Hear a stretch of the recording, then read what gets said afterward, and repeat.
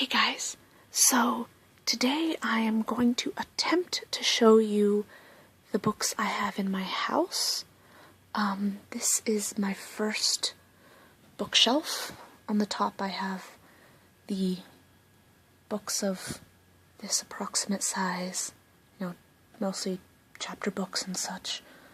A lot of them are books that I read in high school or books that I picked up when Borders was closing. When I heard that Borders was having their closing sale, I basically bought everything that even remotely interested me. So you're gonna find a good amount of books here that I haven't read, to put it frankly, I guess. I have way more books than I will probably ever be able to read, but you're gonna find stuff varied from psychology to comedy to feminism to religion. Let's see. Many of these books were gifted to me. The Hannibal series on the end there, that was gifted to me. I have all of those books. You see Twelfth Night there. I have a bunch of other Shakespeare books elsewhere as well. That's Last Words, George Carlin, who is a comedian and author who I love. Let's see what else. The Bell Jar by Sylvia Plath. I had a video of hers. Girl Interrupted by Susanna Kaysen. I have been considering doing a video about that one, as well as about the John Green books. Pride and Prejudice, of course.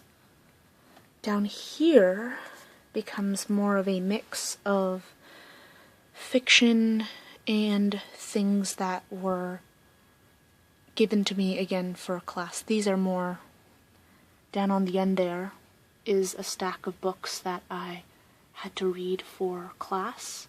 You can see Taming of the Shrew, Heart of Darkness, Freud's Civilization and Its Discontents, Frankenstein. Here I have Catch-22, Why Classical Music Still Matters. That's Cloud Atlas. I got that as soon as I saw the movie, and I basically fell in love with the movie, and I've been really wanting to read the book, but I haven't gotten around to it. Machine of Death is a collection of short stories, which I have been making my way through, which are all about what the world would be like if there was a machine that could predict how you would die. And that's another one that I've been considering doing a video of, just reading one of the short stories in it. But it's fascinating. I have a lot of Nabokov books here. Lolita, which I have read before. Pale Fire, which I have been considering doing for a video. This is actually my father's copy of Pale Fire, which I had been wanting to get it, and I finally got it one day, only for my mom to tell me that I probably had it already on my father's bookshelf, so that's why I have 2 copies. And The Life of Pi, of course, which I made it about halfway through before getting distracted by another book, and then just went off and saw the movie when that came out, and that was brilliant, but it doesn't even bring up half the stuff that's in the book, of course, as any movie representation does. Please Understand Me is a book on the, it's called the MBTI, Myers-Briggs Personality Test, and that's another one that I've been considering bringing up, because Myers-Briggs is very interesting. Comedy Writing Secrets, from back when I wanted to do stand-up comedy. for briefly in college. I was really into comedy. And then Dimitri Martin's book, of course. Another comedian who I like, as well as this was originally, I think, a stack of books that were supposed to try and get me to write more, but then they got filled in with other stuff. And down here I have my much larger books. Encyclopedia of Music, Mythology, A History of Women, V for Vendetta. There's A Hair in My Dirt, which I read in a recent video. A textbook on human sexuality, Jack the Ripper and serial killers, which I believe I have mentioned, and have been considering doing a video with one or both of these. The Ramayana, which I have read. Some journal that was bought for me as a gift. Harry Potter, which my other Harry Potter books are, I think, on my brother's bookshelf. This book, the original of Laura, was Vladimir Nabokov's last book.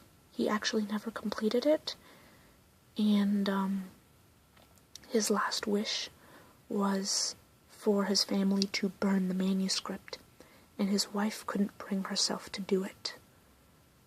And so she died before anything happened to it, and then her son finally decided to publish it because he thought that the world deserved to have this, to know what his last work was and what he was thinking of, because he wrote this up to the day that he died. So, I have Jonathan Livingston Seagull, The Little Prince, which I did for another video, and Nightlight. This is a parody of Twilight, which is very funny, highly recommended. Portraits of Loneliness and Love. And then here I have a whole bunch of books on poetry. Some of these are from classes on poetry that I took in college, and at the end here, these are all chapbooks that I picked up at poetry slams in college. There's a book on, in the middle of it, not very organized, but I've stuck Shakespeare's book on sonnets, a book called Neurobiology for Non-Neurologists, and a copy of The Midsummer Night's Dream, illustrated by kids. At the end here are a bunch of books from college classes, topped with a copy of all three of George Carlin's books, which is all put into one book. 3 Times Carlin, An Orgy of George. This is my brother's bookshelf, far smaller and less organized, but I mostly just wanted to show you a few things. This amazing copy of Douglas Adams' Hitchhiker's Guide series, which I picked up on sale for like, I say $10-15, and this includes all of the 6 that were written by Adams himself. I believe there was a 7th which was written by someone else, but I don't currently have that. Aragon, which my brother, of course, read. Chess, loves chess, and all of these comic books. Or I guess not comic books, but comic collections. So, my brother used to love reading Foxtrot and Calvin and Hobbes. And so he has a bunch of those. He has the Tales of the Batman, and I thought he had his comic books here as well, but he may have decided to either put them elsewhere so that they would be, I guess, less visible, or to take them with him to college, because that's where he is right now. And here we have the first bookshelf of my father's collection,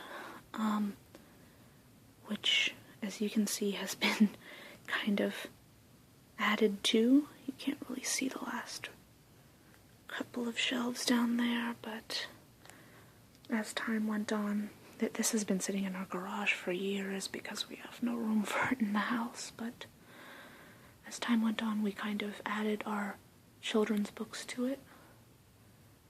I can't really show you individual books like I did with my shelf, but there I have a collection of all of these National Geographic books I used to read as a kid. My dad has all of his college textbooks up there still. Never really got rid of them. A lot of books in Hindi, which I can't really understand, although I could probably read them without understanding it. And a lot of fiction, so Lord of the Rings, Dune, a lot of books that people I know read now, he read way back then. And he also read a lot of nonfiction, so biographies and autobiographies. That's 1776, The World is Flat, Marie Curie, just a lot of really interesting stuff. That film textbook is from a class I took. I don't know how it ended up here, but and Truman on the end there was a book that he really loved. And then the second shelf, which kind of continues with, John Adams, The Known World. He really read a lot about American history, and I know there are a lot more books on lower shelves which are too hidden for me to be able to show you. But there are some up here. There's Karl Marx. Oh my god. Every time I look through these shelves, I find something that I didn't even know he had. John Grisham. And you can't really see the books down at the bottom there, but there are a whole bunch of dictionaries. You can kind of see 500 German verses in the German dictionary down there. I've found a Russian dictionary. I found, I think, like a Swedish dictionary. My dad would try and learn any languages he could, and it kind of makes me feel bad because I have trouble even learning a second language. But my dad spoke, let me see, English, Hindi, at least 2 other Indian languages. That's 4 as it is, plus a little bit of Spanish, French, German, but that's only little bits of each. And then he had dictionaries for Russian and Swedish, so he was at least attempting to learn 9 languages. And that was only aside from all of this stuff that he read from, you'll find Karl Marx and Shakespeare, and then you'll find books on physics and engineering. It's kind of incredible. And when I was a kid, I used to want to read all of the books on this shelf, but now I don't know if I will be able to understand even half of them. But anyway, this is it. This is a longer video than I expected, but we have a lot of books in our house. So, yeah, if you guys have seen anything that you find interesting, let me know. And I will see you guys next time.